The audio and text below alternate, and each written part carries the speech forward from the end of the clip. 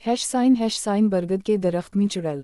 चांदपुर नामी एक छोटे से गांव में, जो घने जंगलात और वसी खेतों से घिरा हुआ था, गांव के किनारे पर एक पुराना बरगद का दरख्त था। गांव वालों का मानना था कि दरख्त में एक चुड़ैल बसी हुई है जो बेखबर लोगों को निशाना बनाती है। बहुत से लोगों ने उसे देखा था, एक औरत की शबीह, बिखरे हुए बाल, उल्टे पाँव और भयानक चेहरे के साथ। एक रात राज नामी एक बहादुर मगर तजस्सुस से भरपूर नौजवान ने हकीकत जानने का फैसला किया। इसने अपनी लालटेन उठाई और बुजुर्गों की तंबीह के बावजूद बरगद के दरख्त की तरफ चल दिया। रात खैर मामूली खामोश थी, सिर्फ पत्तों की सरसराहट और कभी कभार एक अल्लू की आवाज़ सुनाई देती थी। जब राज दरख्त के करीब पहुंचा तो उसने दर्जा हरारत में अचानक कमी महसूस की। वो लम्हा भर के लिए हिचकिचाया लेकिन आगे बढ़ता रहा। लालटेन टिमटिमाने लगी, लंबे साए डाल रही थी जो खौफनाक रक्स करते थे। अचानक एक सर्द हंसी हवा में गूंजी। राज का दिल तेज धड़कने लगा, लेकिन उसने खुद को संभाला और जो भी आगे था इसका सामना करने का अज़्म किया। दरख्त के पीछे से एक शक्ल नमूदार हुई। ये चुड़ैल थी। इसके बाल इसके जर्द चेहरे के इर्द गिर्द जंगली अंदाज में बह रहे थे, इसकी आँखें मावराई रोशनी से चमक रही थीं और उसके पाँव वाकई उल्टे थे।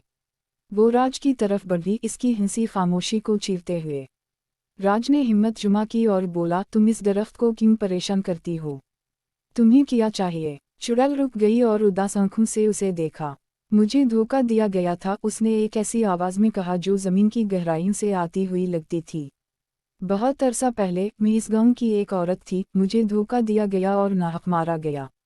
मेरी रूह इस वक्त तक सुकून नहीं पा सकती जब तक मुझे इंसाफ ना मिल जाए। राज उसकी कहानी से मुतासिर होकर सच्चाई को बेनकाब करने का अहद किया। अगले चंद दिनों में उसने पुराने गांव के रिकॉर्ड की तहकीक की और सबसे पुराने बाशिंदों से बात की। उसने एक औरत के बारे में सुना जिसका नाम आयशा था, जिसे जादूगरी के इल्ज़ाम में मार दिया गया था। राज ने अपनी दरियाफ्ती गांव वालों के साथ शेयर की, जो नादिम हो गए।